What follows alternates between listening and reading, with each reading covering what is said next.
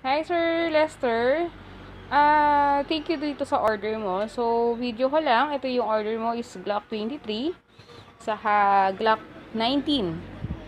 So, tapos, kasama ng order niya, meron kang isang gas and .25 na BB, 3,000 pieces. So, yan. Check natin, then test fire natin siya. Okay. So, lagay muna tayo ng BB dun sa mga magazine.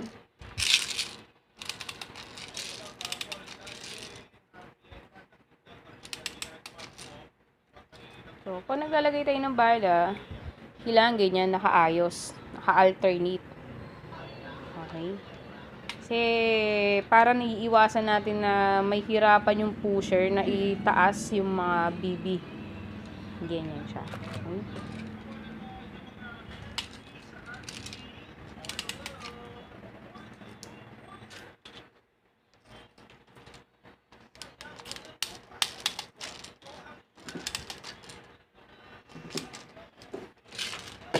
So, after natin maglagay ng bala, lagyan natin na sila ng gas.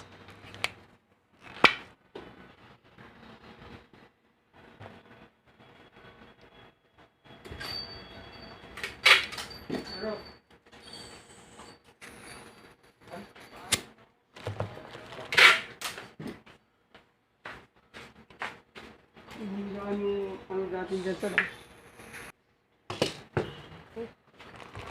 So, unahin natin test tong ating Glock 23. Check natin muna sa first, sa semi-mode. Ito kasi, pag nakababa, full auto. Taas, semi-auto.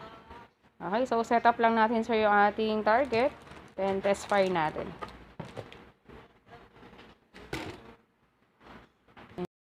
So, sorry, unahin natin test yung inyong Glock 23. Sa semi-mode muna tayo. Okay? So, meron na tayong bala. Nilagyan na rin natin siya ng gas. Yun yung ating target.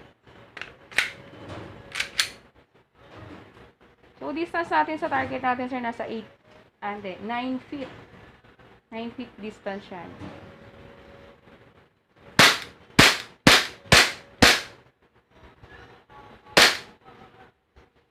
So, try natin sa full auto.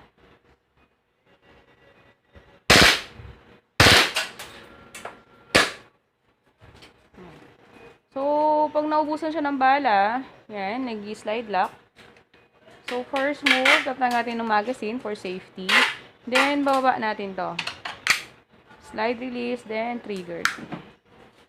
Okay, then, pag hindi mo na siya gagamitin at ibabalik mo sa box, yung mga ganito, kailangan ibabalik mo siya sa semi-mode. Ayan, para makalimutan man natin na gamitin siya ulit, pag pinindot natin, naka-semi-mode lang siya. Kasi minsan, pag nakakalimutan natin i-switch siya sa semi-mode, minsan pag nag-trigger tayo, magugulat ka na naka-full auto pala siya. Okay, so try naman natin yung Glock 19. Sir Les, try kong targetin yung ating Texas Star. Sana matamaan ko siya. Okay, so testing natin.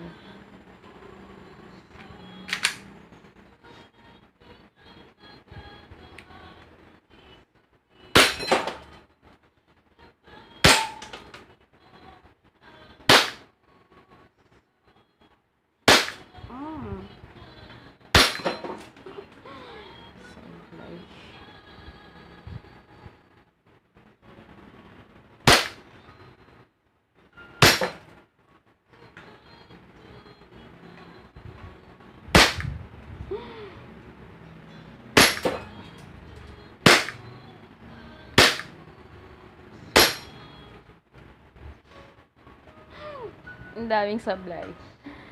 So, accurate naman. Hindi lang ako ganun kagaling